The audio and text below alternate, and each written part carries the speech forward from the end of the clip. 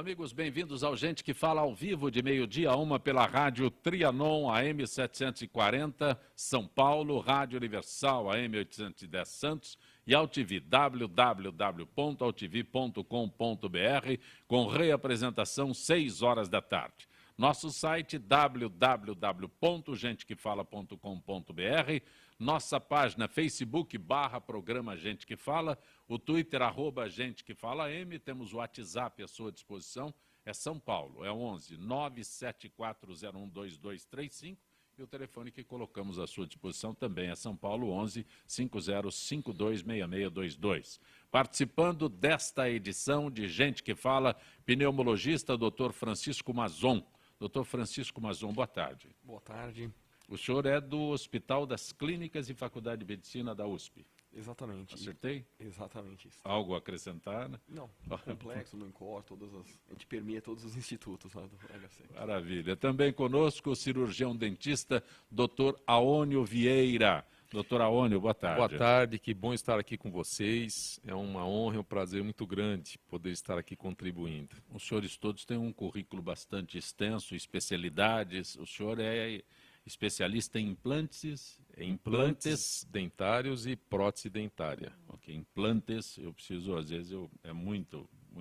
Implantes dentários e prótese dentária, correto? Correto. Também conosco, otorrino, Dr. José Eduardo Dolce, que é diretor do curso de Medicina da Faculdade de Ciências Médicas da Santa Casa de São Paulo. Dr. Dolce, prazer tê-lo aqui.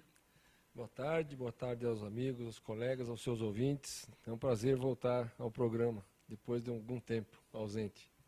Também conosco, Regina Próspero, que é presidente da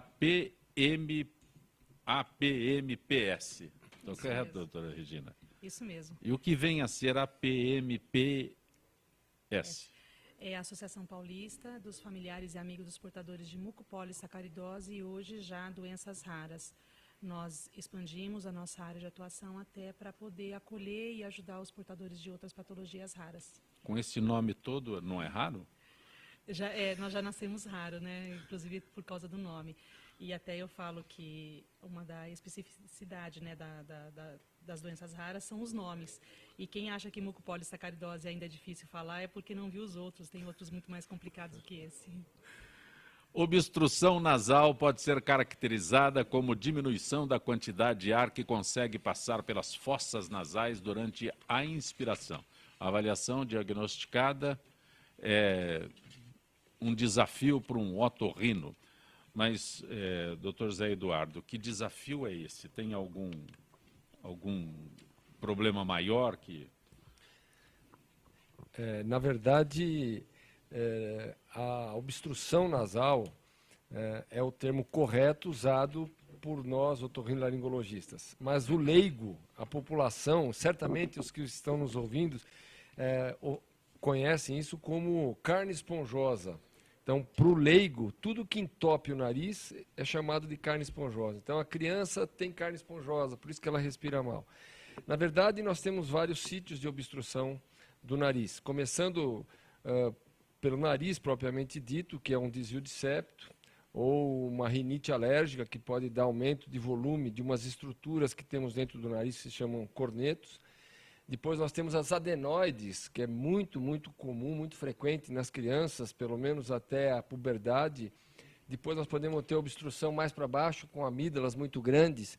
Então, a obstrução nasal, ela pode ter diferentes locais e diferentes tratamentos. Estatisticamente, o que é mais comum, sem dúvida nenhuma, na criança é aumento de volume da adenoide e a rinite alérgica, que causa aquele sintoma típico de criança com o nariz sempre escorrendo, espirrando, esfregando o nariz, chupando o nariz, são as causas mais frequentes na criança. E no adulto, o desvio do septo nasal é uma das causas mais comuns. Mas aí nós entramos em tumores, em outras causas mais raras. Mas, doutor Dolce, quando o senhor começou a esclarecer, né, eu ia perguntar exatamente sobre nariz entupido. Nariz entupido, resumo, eu estou falando a linguagem do leigo. Né? É isso mesmo. Nariz entupido, quando a criança está lá com problemas de respiração, que a mãe diz, doutor, esse menino vive com o nariz entupido. Então, aí nós temos as duas principais causas. A rinite alérgica, que numa cidade como São Paulo, uma grande cidade, nós temos uma incidência acima de 30% da população com o diagnóstico de rinite alérgica. Se nós somarmos as outras rinites, as chamadas não alérgicas, isso passa de 70% de acometimento da população em cidades grandes. E, em segundo lugar, a adenoide, que mais popularmente é conhecida por carne esponjosa, que são as crianças. Meu filho foi operado de carne esponjosa no nariz. Pode ter quase certeza que é a cirurgia de adenoide e amígdalas associadas. O que é mais comum na criança ou no adulto? Na criança, como eu citei, e disparado é o quadro de hipertrofia de adenoide associado com rinite alérgica. Essas duas entidades clínicas correspondem seguramente a mais de 75% das causas de nariz entupido. Sim. O adulto, nós colocaríamos o desvio do septo e a rinite alérgica como as principais causas. Por que o adulto não entra a adenoide? Porque a adenoide é um tecido que involui, que regride, que desaparece com a idade. Então, na puberdade, por volta de 12 anos, às vezes um pouquinho menos, um pouquinho mais, a tendência do tecido adenoidiano desaparecer. Aí vem a pergunta, então por que opera?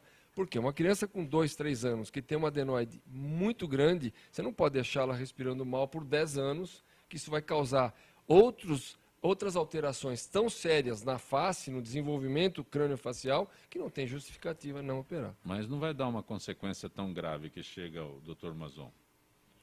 Pode dar, sim. Pode ser, doutor criança que Mazon? respira mal pode afetar o pulmão, sem dúvida. Isso é uma coisa interessante, a gente costuma dizer que o trato respiratório, ele é um só do nariz até o final do pulmão.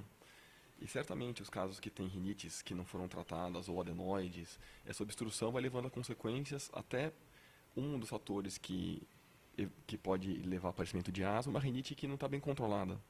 E É isso mesmo. E a obstrução nasal por adenoide também é um dos componentes que pode fazer uma obstrução ao dormir. Adenoide junto com a amígdala, junto com língua muito grande. Todas essas coisas têm relação com outras doenças mais sérias do trato respiratório, especialmente nos adultos. Eu volto a dizer que eu sou leigo, mas a gente, quando ouve, então, são muito relacionados os fatos, não é? Então, o senhor é otorrino, ele é pneumologista. Estamos sempre trabalhando juntos. Se não cuidar aqui, chega lá. Esse é o Chega problema. lá e chega no Chega dentista aqui também. também. Passa pelo Porque dentista, doutora. não há o crescimento correto das arcadas dentárias e o espaço para nascerem os dentes não vai ser suficiente. Então, tem que ser feito, a gente indica muito para os otorrinos, né, fazer uma consulta para ver se as adenoides, as amígdalas não estão interrompendo a passagem da respiração. Porque senão muda até a fisionomia da criança quando adulto, né? Então é importante as mães ficarem atentas a esse fato e procurarem sempre consultar, por favor. Existe um quadro que é sindrômico, nós chamamos síndrome do respirador oral. É o respirador ou oral. Que é aquela criança, como você falou, que a mãe diz, estou sempre com o nariz entupido, está sempre com o nariz entupido. Essa criança, ela vai ter uma postura respiratória, sempre com aquela boca aberta, é a criança que ronca, que baba, que dorme de boca aberta, tem um sono agitado. E tudo isso gera alterações crâniofaciais que ele acabou de citar. Acaba formando aquele dente para frente, Isso que eu ia o falar, palato precisão. fundo, fica com a criança, é porque chupa o dedo. Também, mas o respirador oral tem toda uma alteração no desenvolvimento crâniofacial que é típico, por isso que chama síndrome do respirador oral. Respirador oral para o senhor, para eu traduzir, é aquele que respira pela boca e não pelas narinas. Exatamente. Tá certo? Certíssimo. Passei nessa consulta. Passou com 10. Doutora Regina, tudo que nós estamos falando aqui, para mim, chega ao caso de doenças raras ou consequências maiores que procuram a associação? Sim, com certeza. Os doutores aqui presentes são os nossos maiores aliados, porque geralmente as nossas crianças, principalmente as de mucopolissacaridose, elas podem ser diagnosticadas a princípio por eles. Porque as nossas crianças sofrem já logo de começo com problemas cardiorrespiratórios. Muitas são diagnosticadas erroneamente com bronquite, asma, mas na verdade elas têm uma doença de base que faz com que essa criança tenha muitas idas aos prontos-socorros para procurar um pneumologista, um otorrino, porque ela está sempre com a parte de ouvido, nariz e garganta obstruído. Consequentemente, ela vai ter que buscar o auxílio do pneumo, porque ela pode chegar até numa complicação de hipertensão pulmonar severa.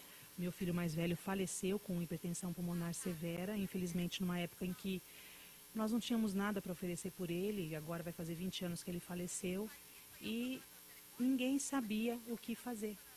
O médico não sabia o que fazer naquele momento. Então, vocês, né, até quando o respirador, a maioria das crianças com mucopolissacaridose, elas dormem de boca aberta, elas vivem respirando pela boca, porque elas têm uma dificuldade imensa para respirar. E até por causa da patologia, eles têm toda essa deformidade crânio-facial. Então, por exemplo, o meu filho mais velho passou por 2 cirurgias de adenoide, amígdala, mas nem isso foi suficiente para tirá-lo dessa condição de grave para um óbito precoce. Quando a associação procura doenças raras, né? Não é a associação que procura doenças raras, não estou colocando corretamente, mas é uma associação que se preocupa com doenças raras. Então a senhora fala este nome aqui que eu não me arrisco a repetir, como é? Mucopolissacaridose. O muco eu já aprendi. Né? Mas rapidinho você aprende. Sim. Não, mas doença rara, eu fico imaginando o que pode ser uma doença rara que a família não sabe onde encaminhar e o médico que atende não consegue diagnosticar. Tá. A doença rara, até para, vamos no histórico, ela é aquela que acomete 1,3 indivíduo a cada 10 nascidos vivos. Então, ela é considerada rara por causa disso, porque a incidência é muito baixa. Se tratando das mucopolissacaridoses, nós temos hoje no Brasil 800 pacientes cadastrados vivos. Tem uma margem de erro, acredito que chega a 1.000. E desses pacientes, há mais ou menos 7 anos atrás, eles eram condenados, eles eram já diagnosticados e já vinham com uma sentença de óbito, porque não tinha nada que pudesse fazer por eles. Aqui no Brasil, principalmente, né?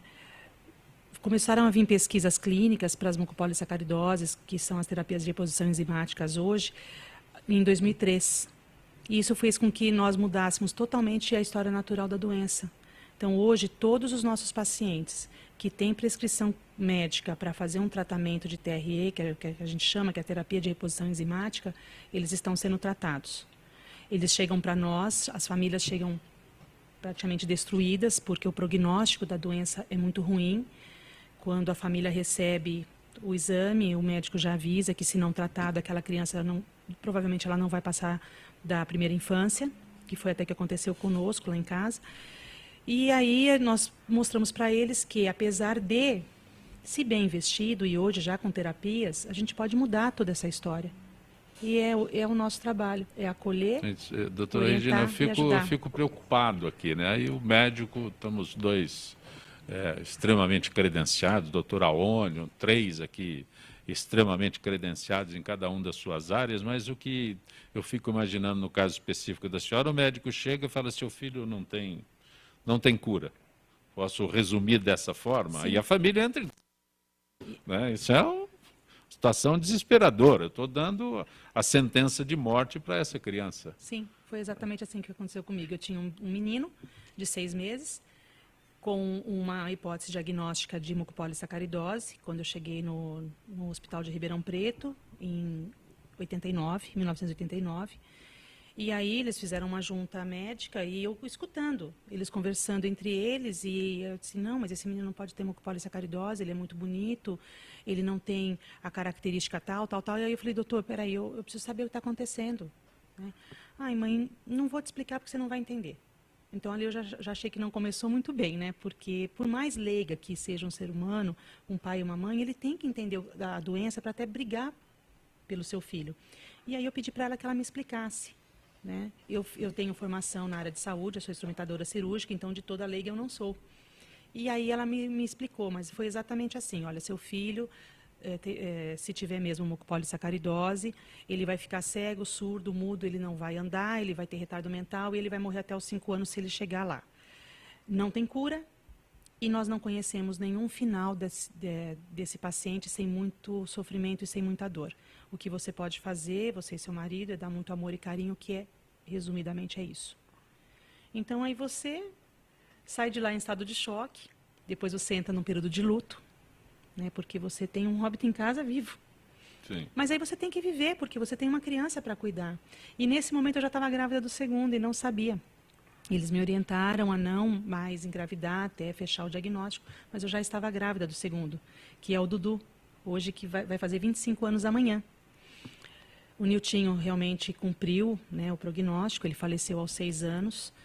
O Dudu, nessa época, começou a mostrar os sinais mais evidentes da doença, começou a ficar surdo, aos 10 anos ficou cego, perdeu a habilidade motora, dificuldade cardiorrespiratória severa, mas ele tinha tanta vontade de viver que ele se manteve vivo até entrar como protocolo clínico de uma pesquisa que veio dos Estados Unidos. Conseguimos inseri-lo. Morei com ele 1 ano em Porto Alegre, ele fez parte, começou já com tratamento, era um estudo duplo cego, mas ele pegou o remédio e foi melhorando assim. Reverteu essa situação, esse quadro? Reverteu. Ele não tem mais problema cardiorrespiratório severo, né? Ele já não está mais na linha de risco, ele ainda ele usa CPAP, mas ele estava com 14, hoje ele está com 7, então é uma vitória, para nós é uma vitória. A audição dele hoje é muito aguçada, inclusive a gente não pode estar em lugar público com um som muito alto que ele não tolera. Ele usava aparelho bilateral. A única coisa que não melhorou foi a visão, mas também não piorou. Então, para nós já é um ganho. E, diante de tudo isso, ele foi para a faculdade, se formou em Direito em 2012, um dos melhores da turma, e agora está fazendo administração de empresas. Dr. Doss, Dr. Mazon, algo? Eu acho que isso que a Regina apontou é muito importante. É preciso que chame a atenção dos médicos quando uma criança tem quadros repetidos. Às vezes quadros de infecção, sinusite, de repetição, até outras doenças, arrisco eu dizer, parentes. Por exemplo, a fibrose cística, também cursam com quadros similares. A fibrose cística é uma doença em que a quantidade de sódio, de cloro no suor e na secreção ela é mudada. A secreção fica muito espessa. Secreção espessa é mais difícil de tirar, mais predisposto à infecção. Então, todas essas doenças, assim como a mucopolissacaridose, assim como a fibrose cística, elas têm por trás disso um componente de enzima, componente genético, que é a falha lá atrás. E, realmente, tanto para a mucopolissacaridose como para a fibrose cística, mais recentemente agora descobriram qual é a mutação, qual é a enzima que falta, e tem terapias que estão sendo empregadas para corrigir essa mutação ou corrigir essa falta dessa enzima, que é uma substância que ajuda o corpo num processo biológico.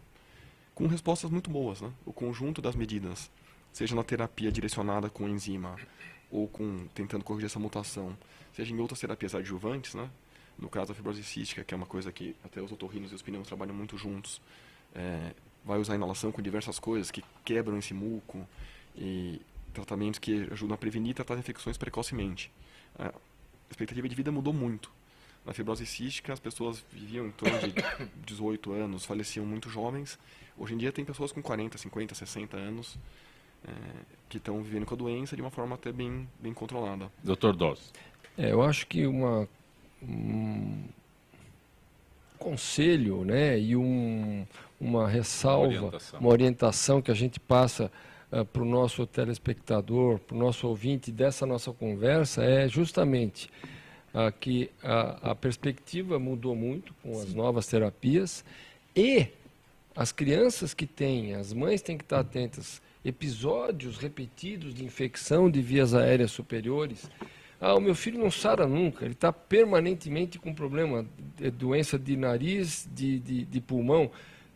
Fique alerta, leve a um especialista, porque existe a possibilidade de ter uma dessas tais doenças raras que ela está comentando.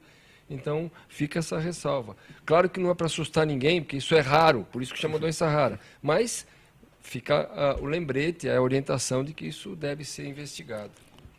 Doutor Mazon, o senhor quer acrescentar alguma coisa, doutor? Doutor Mazon, aí estamos falando em doenças raras, tal, mas tem uma que comumente afeta pessoas, que é a asma. Então, imagina-se que a asma seja só no inverno, é isso? A asma, na verdade, é uma doença crônica, como pressão alta, como diabetes. Então, o indivíduo que tem asma, ele terá para sempre. Ela pode se controlar e pode ter períodos de mais crise, O mas senhor diz, o senhor é asmático, conviva com isso.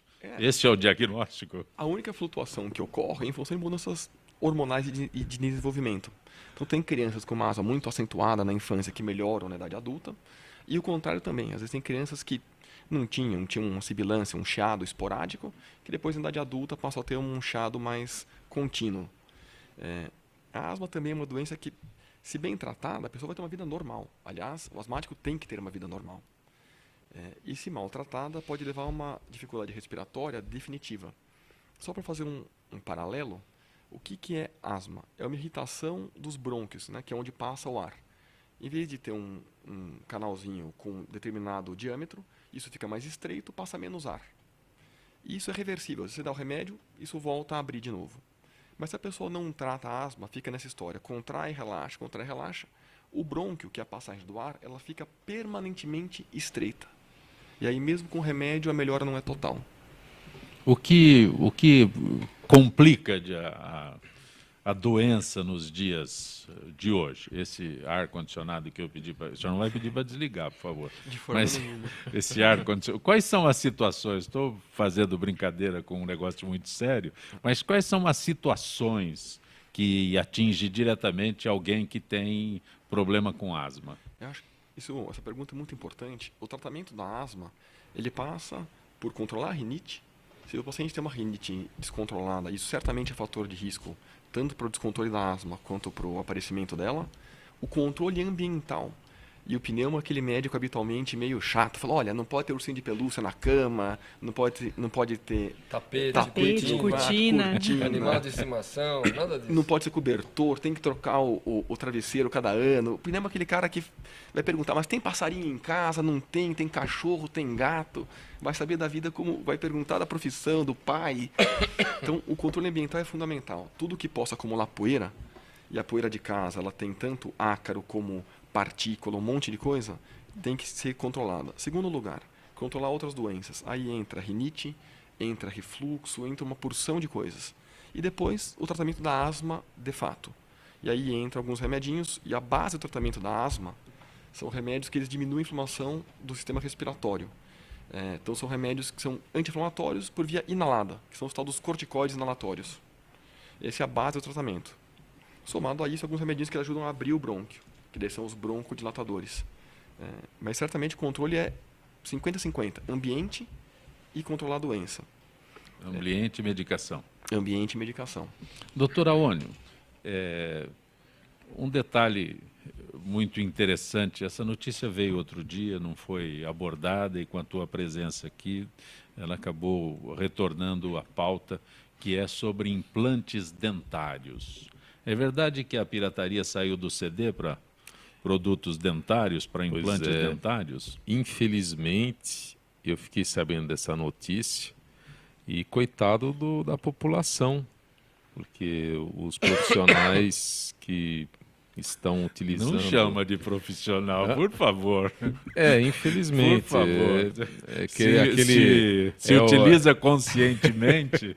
É o país da pedir. impunidade aqui. Sim. Porque eu fiquei pasmo de saber dessa notícia, porque os implantes dentários que nós utilizamos, eles todos têm um selo que vem juntamente com o produto, dentro do produto, indicando o prazo de validade, porque ele é feito uma esterilização nesse parafuso, que na verdade o implante é um parafuso de titânio que substitui a raiz dentária. Então, é uma prótese de raiz. Então, ele é feito uma esterilização. Estou mostrando aqui para quem está no AltV. Vendo aqui, o primeiro é o parafuso de titânio. Em cima desse parafuso de titânio vai um componente protético, que é parafusado nesse outro parafuso, que fica no osso. E em cima dele vai a coroa dentária, que é a prótese dental, que é parafusada ou colada em cima desse conjunto que nós estamos vendo aqui na imagem. Então, esse componente protético, ele é feito especialmente para o parafuso de implante. Então, ele tem que ter um ajuste perfeito, porque aquilo lá é parafusado. E nós temos a carga mastigatória. Quando a pessoa mastiga, vai ser feita uma força em cima desse conjunto.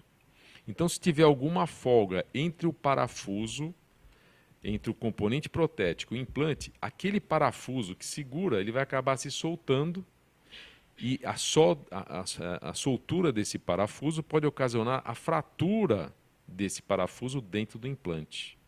Então são só complicações. Quando eu fiz a ressalva que o senhor disse com relação a profissionais, porque é assim, eu vou a um dentista, né? Vou a um dentista fazer um tratamento, eu não tenho acesso ao material que será utilizado para esse meu tratamento.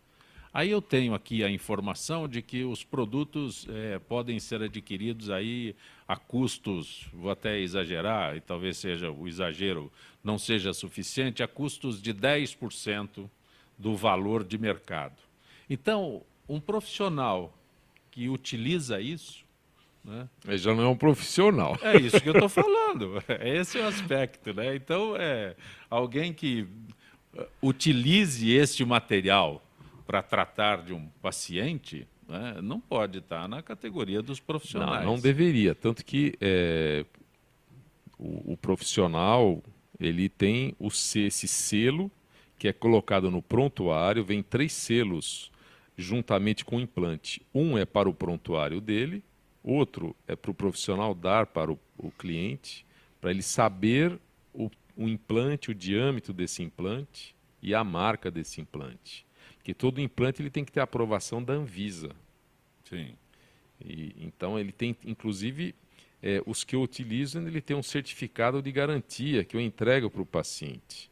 O senhor falou 3 vias? Não, são 3 selos. 3 selos, desculpa. Que vem. Que é um para o prontuário, outro do paciente que fica, outro se perder ou não, Sim. mas um é para ser dado para o paciente.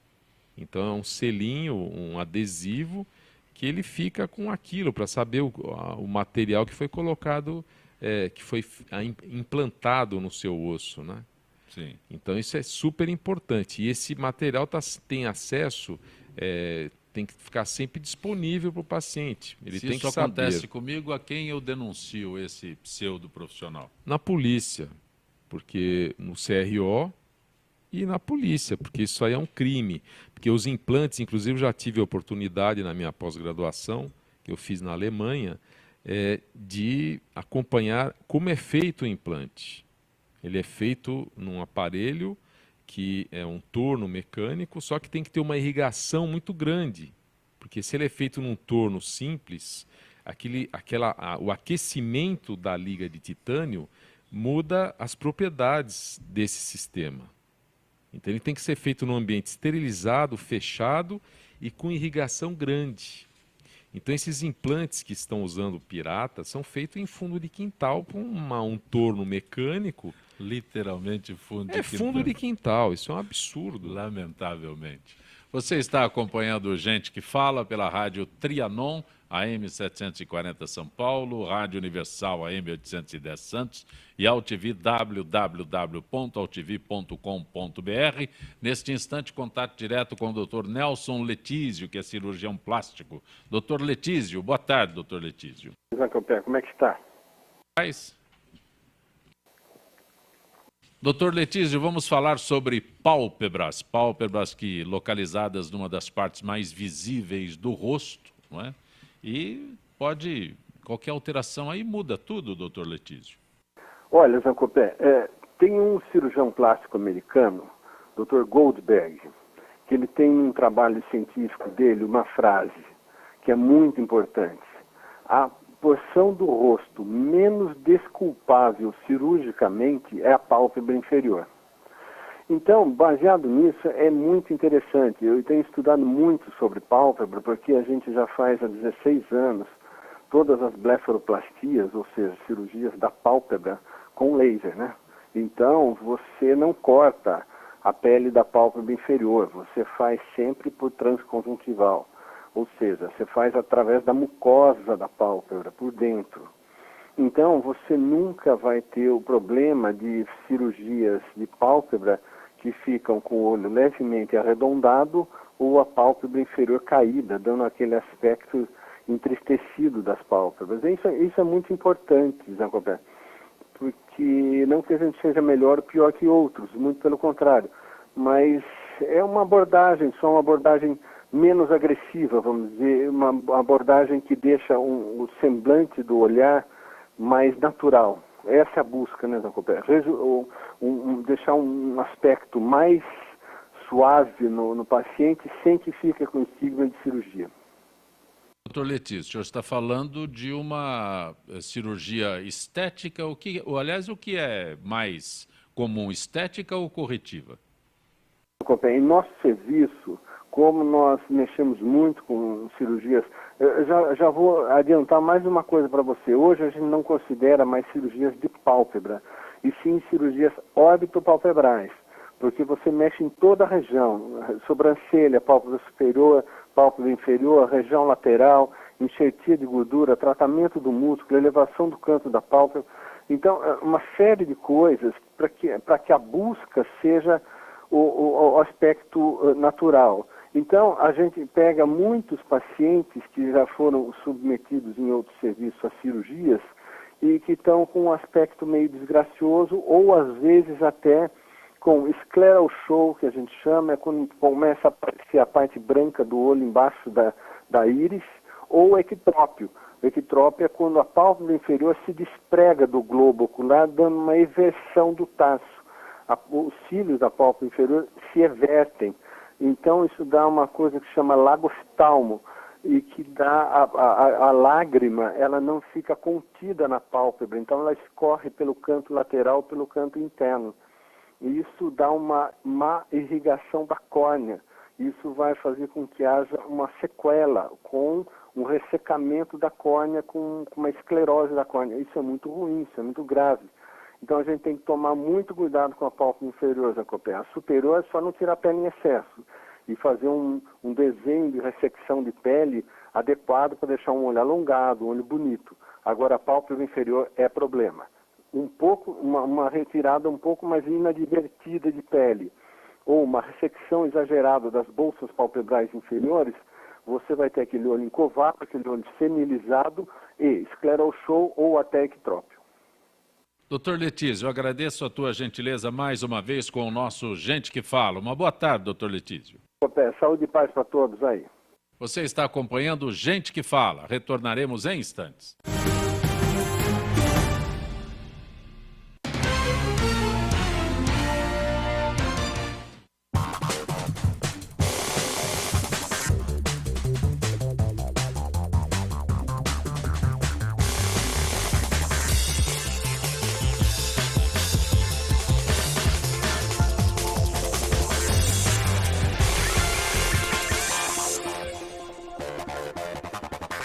Talvez você ainda não tenha ido à Câmara de Vereadores de São Paulo, porque ela fica longe da sua casa, né?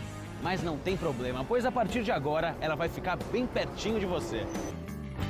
Vem aí Câmara no seu bairro, que vai ouvir todas as necessidades da sua região. Serão realizadas 32 sessões plenárias na cidade inteira. Tudo para que a gente possa ouvir as suas ideias e sugestões. Por isso, participe! É a Câmara de Vereadores de São Paulo indo ao seu encontro por uma cidade melhor.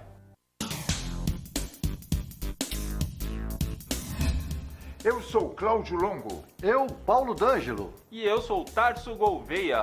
Nós apresentamos todas as terças-feiras, às 9 da noite, aqui na altv.com.br, o Família Palestra TV, um programa esportivo onde você sabe de tudo sobre o Palmeiras, aqui na TV da internet.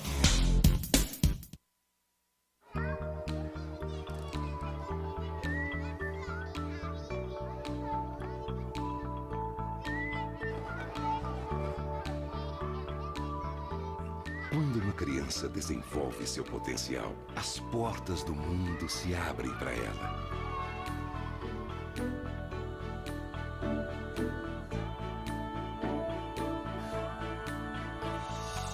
As possibilidades são infinitas e ela começa a construir o mundo em que quer viver.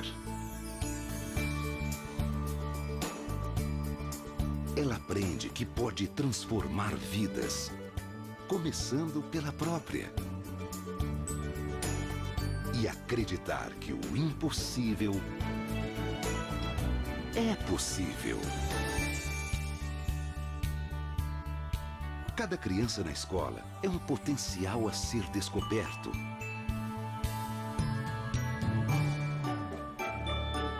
Potencial de realizar sonhos, não importa o tamanho.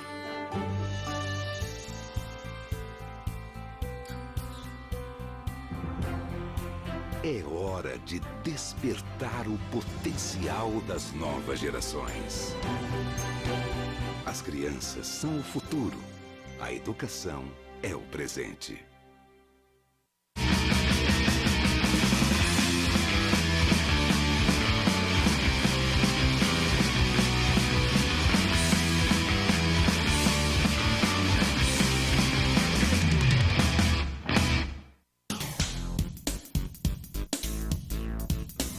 Sim, meus amigos, muito prazer, eu sou Sérgio Oliveira e estou aqui para lembrar vocês que toda segunda-feira, 9 horas da noite, eu estou aqui na TV da internet com o Futebol Alternativo TV. Sim, Série D, Série C, Copas Estaduais, as divisões de acesso, tudo aquilo que nenhum outro programa esportivo fala, tem a coragem, a capacidade de falar, nós falamos aqui na TV. Toda segunda, 9 horas da noite, só aqui na TV da internet.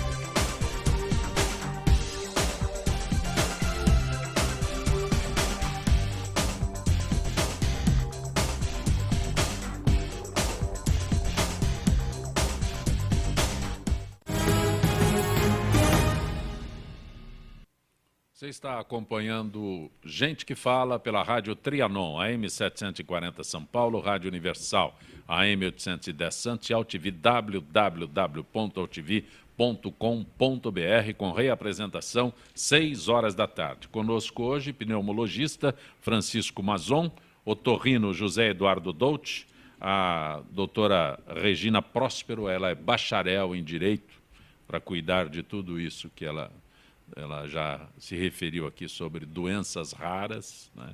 E o cirurgião dentista, doutor Aônio Vieira. Doutor Dolce, até algum tempo aí, não sei se décadas, anos, quem roncava era visto como um problema social que interferia no relacionamento, essa dificuldade. O que a gente associa hoje? Essa história evoluiu, não é? Não é mais só aquele marido chato que ronca à noite. Marido e a esposa. E esposa podem roncar. Eu não queria dizer que eu sou machista, então. Mas bom, é comum, é um problema comum. Na verdade, nós temos duas situações bastante distintas. O ronco, só ronco, ele é um problema social. Mas existe uma associação das pessoas que roncam com uma outra entidade que se chama síndrome da apneia obstrutiva do sono. Nem todo mundo que ronca tem apneia, mas a grande maioria dos que roncam tem apneia. Então, se você vê uma pessoa roncadora, aquele que a gente diz roncador contumaz, aquele que ronca todo dia, independente da posição que ele tiver na cama, esse é um roncador contumaz. E este tem grande probabilidade de ter associado uma apneia do sono. E a apneia realmente é uma doença, isso é muito importante, evolutiva. Ela não é uma doença que você tem hoje, se você não fizer nada, não vai acontecer nada, vai ficar sempre do mesmo jeitinho. Não. As repercussões da apneia, elas são para o aparelho respiratório, para o aparelho cardiovascular, ela facilita as pessoas a ter arritmia, a ter infarto do miocárdio, problemas neurológicos, alterações visuais, alterações do apetite sexual, do humor, do rendimento no trabalho, das crianças na escola. Então, é uma doença que precisa ser investigada e precisa ser tratada. Não é para empurrar com a barriga. E empurrar com a barriga literalmente, porque a grande maioria dos roncadores é obeso. Ou, vamos usar um termo menos forte, tem sobrepeso. Sim, o senhor é gentil. Então,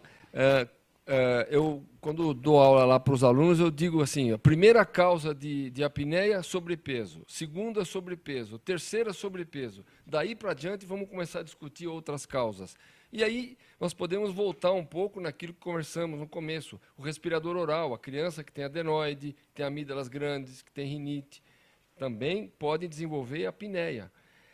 E existe uma classificação para a apneia, que não é o caso da gente falar, mas as pessoas que têm apneia acentuada ou grave são aquelas pessoas que acabam precisando usar a máscara, que é chamada de CPAP ou BIPAP, para poder dormir um pouco melhor. Porque essas pessoas que têm apneia, elas acabam ficando, às vezes, 10 horas na cama e acordam como se não tivesse dormido nada. Cansadas, como se a noite tivesse sido um desastre. Então, vai ter um dia sonolento, vai ter um dia de mau humor, com rendimento no trabalho muito ruim. Então, a apneia do sono é um problema de saúde pública. Tem cura? Tem cura, sim. Ou só o tratamento? Não. Veja, nós temos que separar nisso tudo as causas da apneia. Então, se você pega uma criança que tem uma hipertrofia ou um aumento de adenoide e de amígdala muito grande, e ela é operada, ela está resolvida, está curada. Agora, nós ainda temos muito caminho a percorrer nessa história da apneia. Muitas pessoas que têm apneia não são obesas, não têm obstrução nasal, não têm doenças pulmonares, não têm alterações craniofaciais e têm apneia. Então, nós estamos caminhando.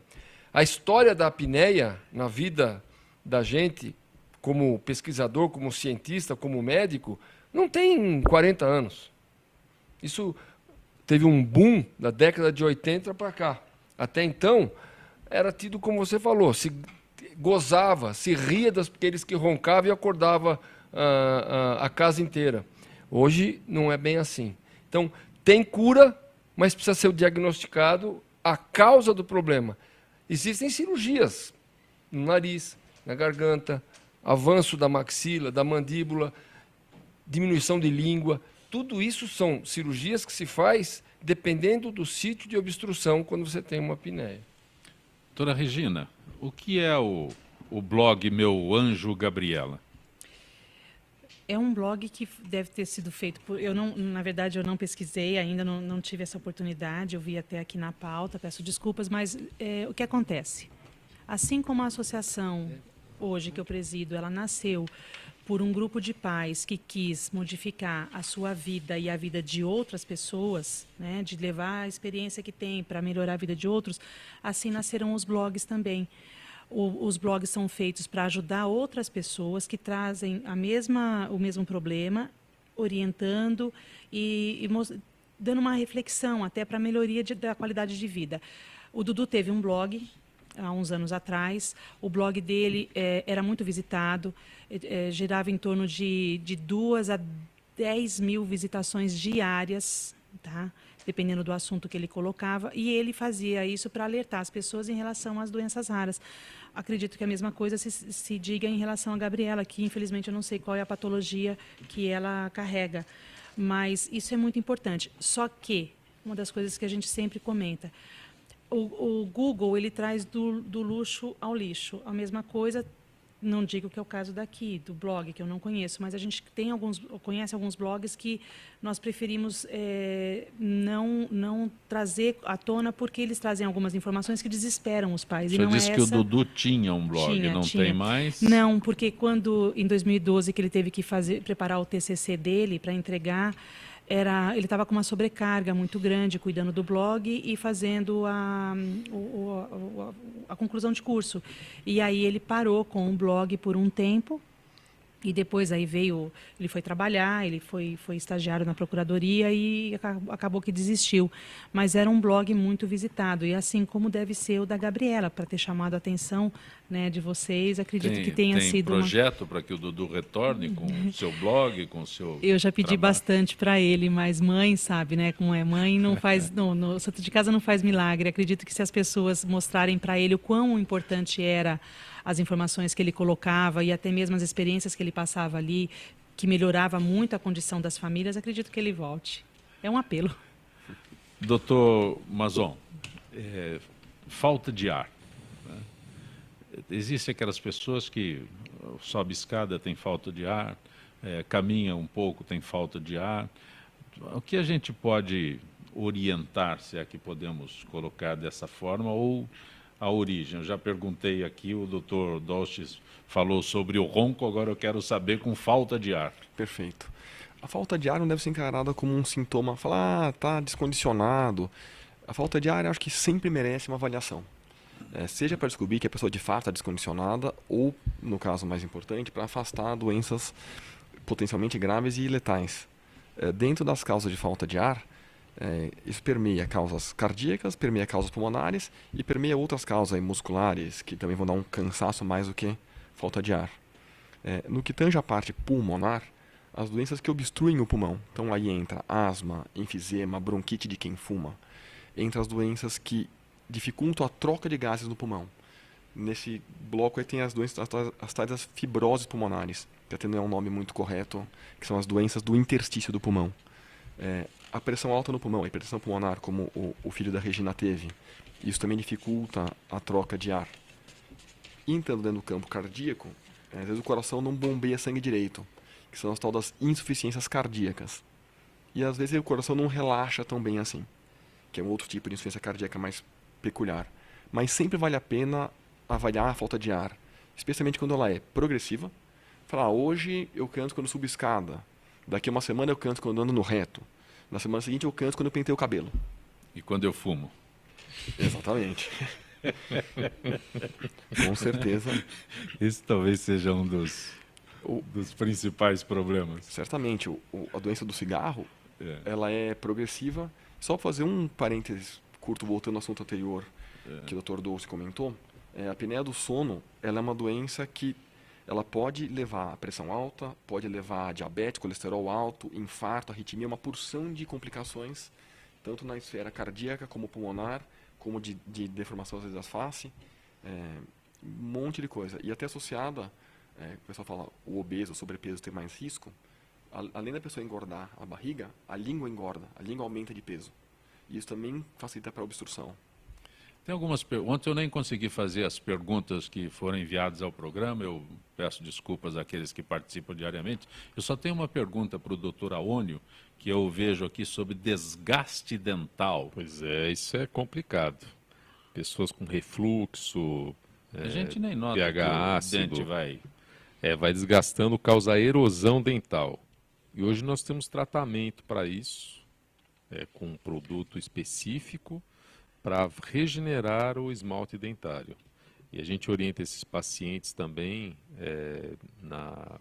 fazer bochechos com bicarbonato, depois de ter o refluxo, e procurar o profissional cirurgião dentista, que é importantíssimo, que ele que vai fazer esse tratamento. Não adianta a gente querer fazer o tratamento sozinho em casa, né? Casa não tem jeito, né? Não tem jeito, tem que procurar o profissional que tem tratamento para essas pessoas ficarem tranquilas com relação a isso.